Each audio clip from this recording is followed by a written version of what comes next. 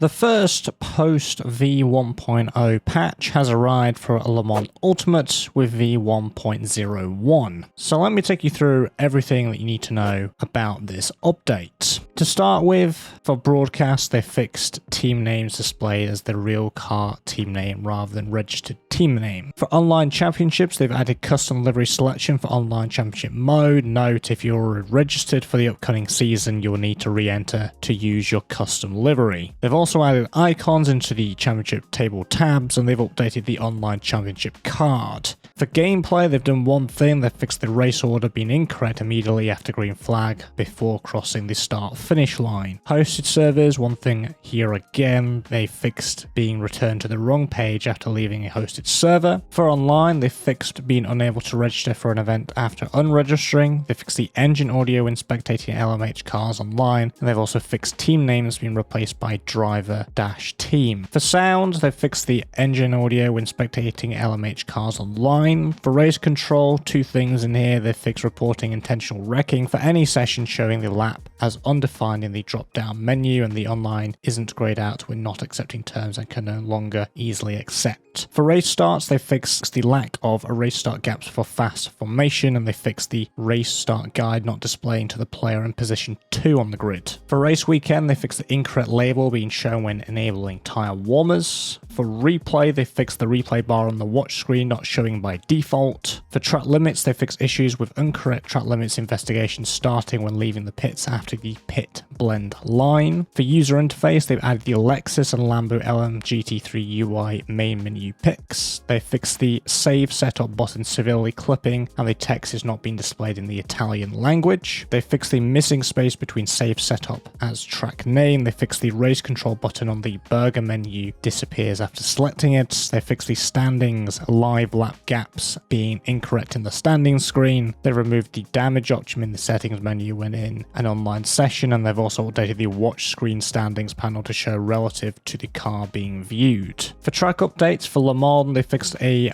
barrier collision gap and ground hole before the forward chicanes, and they fixed being able to cut the Morse in chicane 2 without a penalty. For car updates, they've added display panel mask to templates, and they've also adjusted the side mirrors to give a more rearwards view. For the Porsche 911 LMGT3, they've added the 2025 992's tinted rear windows. They've added the missing heat shield between the exhaust and the rain light, and they fixed the spelling mistake causing body to disappear on low settings. For the Porsche 963, they've added the 2025 hood and camera details. For the Corvette LMGT3, they've added the custom grille for number 13 and badge on front of car, and they've moved the number plate position on custom team to allow the whole door for painting. For the Peugeot 9X8 with the wing, they've adjusted carbon fiber color on liveries. For the Ferrari 499P, they've corrected number 83's driver lineup. For the Mercedes AMG LMGT3, they've corrected the AMG logos on liveries. They've corrected the driver lineup for number 60 Le Mans. They fixed the last lap fuel and temperatures appearing outside of their boxes on hoods. They fixed the missing LEDs on the hoods. They've also adjusted the power position percentage at all tracks, which is +1, and they've adjusted the weight penalty in kilograms at all tracks, which is -5. They've also slightly increased the force feedback multiplier, and they've updated the default setups. For the Aston Martin Valkyrie, they've fixed the single digits not displaying correctly on number boards. They fixed the slight gap between mirror and mirror stem. They fixed the small hole in cockpit visible from the dash camera. They've added fuel mixtures. They've adjusted the max power output kilowatts at Spa -3, Le Mans -5, and Monza -5. They've also adjusted the weight penalty. So Sebring, Portimao, Spa, Fuji, Bahrain, Imola, Kota, Interlagos and Qatar are all -5. They've reduced the engine heating, and they've updated the default setups. For the BMW M4 LMGT3, they've updated the Brazil livery images. For the Alpine A424, they've updated the liveries. For the Ferrari 296 LMGT3, they've done updates to the livery of the 150 car. And for the Lexus RCF, there's been some various livery updates as well. And that is it. That is everything you need to know about patch 1 for version 1.01 for Le Mans Ultimate. As always, let me know what you think of this patch in the comments below, and let me know how you're finding version 1.0. Are you enjoying it? talking of enjoying things, if you enjoyed this video and would like to see more content like this one, make sure you are subscribed. If you're new here, I cover the latest racing and simulation news and updates, so if that interests you, stick around and I'll see you in the next one. Take care.